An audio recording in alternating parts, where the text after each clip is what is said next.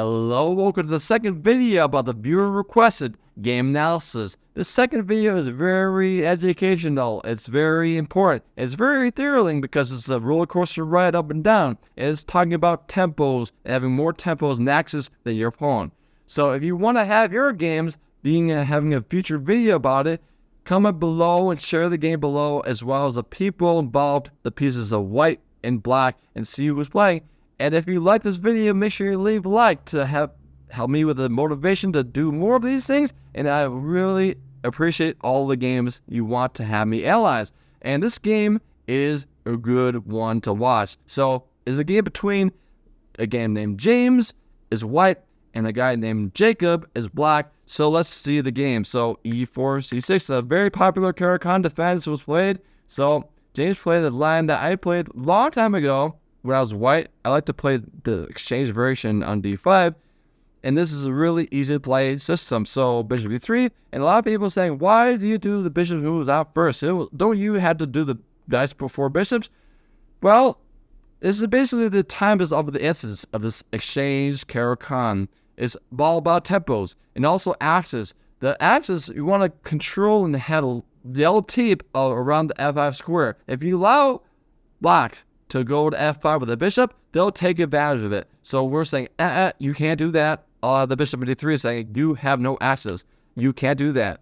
I develop in a square that actually excludes the axis from the enemy forces. So this is a really good tool for one punch. Knight c6, developing and targeting d4. So tempos are really important. So if you can develop a piece and attack something, 2 for 1 is always pretty much good a lot of times. So c3, queen 7, and basically it's really controversial, this one. Again, people will probably scream to the door stop. Why are you moving the queen? Let's move 5. You want to move your minor pieces. You want to develop. This is no time to move the queen to move 5. No, this is really an axis play. You want to prevent axis from the bishop going to f4, which wants to go there anyways. So if it does the f6, bishop before is going to be played by white. If you go e6, bishop before is going to be played by white. Queen c7 has a purpose, actual purpose, to go block this f4 axis from the bishop on c1. So make sure that this bishop on c1 is terrible. So you know the bishops really are good with pawns are opposite colors, but the bishop on c1 is the same color as this pawn c3 and d4. Was not going to be good if the bishops didn't have anything to do. It'll be not good. So white has to improvise and create something active for the bishop. So this is incredible. So knight e2 saying, I want to access with knight help on b2. So again, Jacob is saying, no, not in my house. If you do bishop f4, I'll take your queen on d1. Exactly. I'll take your queen so fast, it'll be off the board like an eye. So castles.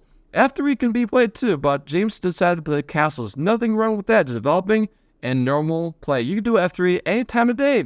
There's no rush. There's no rushing to obvious moves you can play later. Maybe one move later. So e5. So striking the center is really active play, and make sure that we have, let's say, something for something. So we use isolated pawn positions. Those isolated pawn position that happens here is also attacking the bishop in d3. Basically, you have a play to say, okay, we have a weakness, but in exchange, we have more speed. We have more speed in development. We have more, let's say, aggressive intentions to go at you really fast in the opening. So, but now, James played this really accurately. So he played bishop b5 check. And now the threat of the knight takes d3, but with a check. So now black has to respond, bishop b7. And now James took the pawn. It's free now. So he took the pawn. So now also defends his bishop on b5. Sometimes, especially beginners, forget the queens can move sideways, and this is forward to them. It's like, okay, I can't take this pawn to d5. I just take a pawn at the bishop d7. It'll be really bad to do that. It would be just really bad. This queen d7, and this will be lackluster. But instead, James is smart. He says, I want to take in d5 and defend the bishop on b5.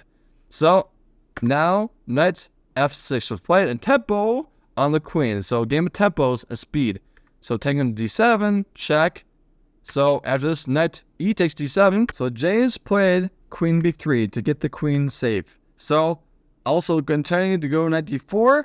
Rook e1 check and play like Paul Murphy. James is a big old fan of Paul Murphy. It's crazy. He loves Paul Murphy so much. It's probably his favorite chess player of all time, I'll say. So basically knight d4, rook e1 check, and having this king not castle ever, and having a good game at least. But what happened is bishop e6, attacking h2 with tempo, a speed. Basically the game needs for speed. So we don't want to have some compensation for the black. They're down a pawn. They need to do something fast. So h3, simply defending the pawn and also blocking access again from knight g4 and targeting this pawn again. So castles, bishop e3, developing and basically catching up this lag of development that white had before. So knight c5, attacking the queen. So queen c4 was played, but it actually walks into the hands what Jacob wants to do, and black is actually doing really well and actually equal. So what should have happened to maintain the advantage was queen c2. And don't fall for this b5 attack. This really is good for white. But instead, this one, James played queen h4, and probably a lot of players are going to be playing in their head, I'll take the pawn, not thinking about anything more than the pawn, the money, the dinero. But Jacob, in black, is not, let's say, a dunderhead. He has intentions. This is a poisoned pawn. The B pawns are usually poisoned. In his case, this is going to be this one. The queen has to move again, and they take on b2, and the pawn majority is really lackluster and really, really diluted. So this is not going to be good for white. So James was smart. He played queen h4 to save the queen. But now, knight d5, attacking the bishop. So they take on c5. And now we have knight d2, developing the last piece to connect the rook. This is really important. Knight e3 is a really interesting try from Jacob. So Jacob played rook fc1, but I'd rather make it simple for us and play f takes e3. This one, king h1 simply, and knight d4. It's the bishop versus knight sort of middle game, and the bishop is really, really worse for the knight, because knight is ideally parked in a good square. They have access to the target b5, and we have access to go f5. We have access to go a lot of things. The bishop on d2 has no targets, and I'll say good luck to you to target b2, because we have two rooks to, let's say, monitor c1, and c3 is not an option because it's defended. So this is really bad for black. But instead, the game is not bad. This decision by James. He played rook fc1, rook e8, and now knight d4. But knight d5 was played. Not bad, but not testing. Knight d5 was played. Knight t2 to f3 was played. James played, and now knight f4. But the thing is, knight f4 is equal. Rook e1. Knight d3, attacking the rook and the pawn b2. They trade on, and then rook b1. So the thing is about this one, b4 was played. Jacobs was allowed to trade this weakness on b5 for the pawn at b4. So, but basically, because of tempos, there's no time to prevent this one. So b4 is played. Tempos is the theme of the game. So b4 is played. They take this exchange. a3 was played, knight d3 back, now b4. So the march of the pawns, the majority, is the goal of this white player. So this one, bishop b6, a4. So this is ideal. Just try to make the motion, make the motion to have this promotion happen. So knight f4, so now rook d1 happened, and now queen d6, and having alignment of the rook and the knight. So white played a bad move. James played a bad move. So he played really, let's say, impulsive a5. So attacking the bishop. What more should you think about? Well, if you think about it, the bishop moves back, and basically the things is not ideal. More ideal is something like rook d2, saying there's no pin on the knight. And if you just blink for a moment, saying I'll take the free pawn, is not free because the knight and a 4 is tethered to the queen. The queen has to be defending the knight at all times, or else the knight will be gone. So that's why rook d2 is really more preferred to equalize the game. But instead, a5 was actually an impulsive move that happens to help, Black's position. Black is clearly better. After bishop takes d4, knight d4, and now this rook e4 is killer. Black is just crushing. So after this one, we have rook c1. White has to be doing desperation moves and just doing something. Don't want to be passive and babysitting the pieces. We want to be active to try to possibly doing rook c8, possible checkmate things. But knight e2, saying that I want to take your queen off so fast, like Bruce Lee, I'll take that one. And this one happened. So after this one, we have this really interesting exchange difference, the imbalance. So Black has a rook. White has the passed b pawn for the majority and knight. So let's see how this game ends up. Now, James played a really good move to block communication of this rook and the pawn in b4 with f4 to block this communication totally. So rook h5, and now knight c3 to block the axis to b5. So the rook wanted to go b5, saying, okay, I want to go knight more active anyways, and also multi-purpose to block b5 axis.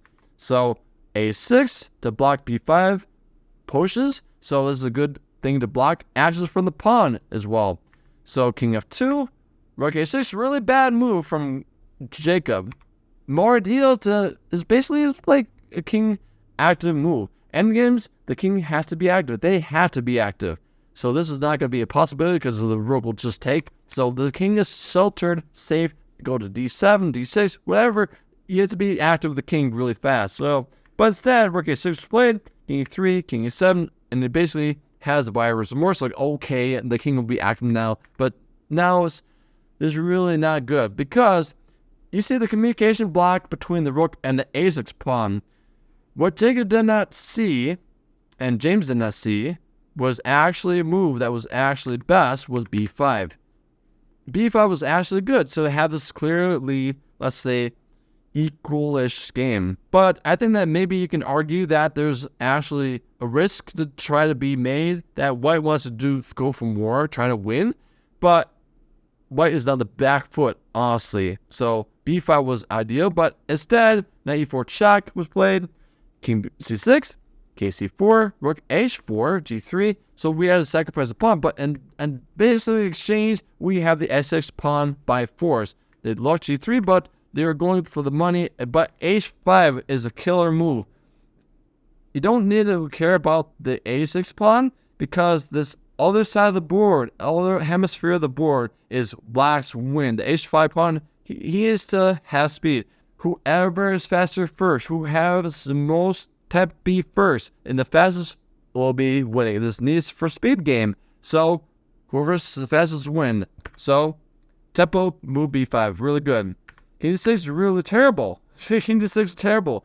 What's better is king b7 to get the king in front of the things, the pawns.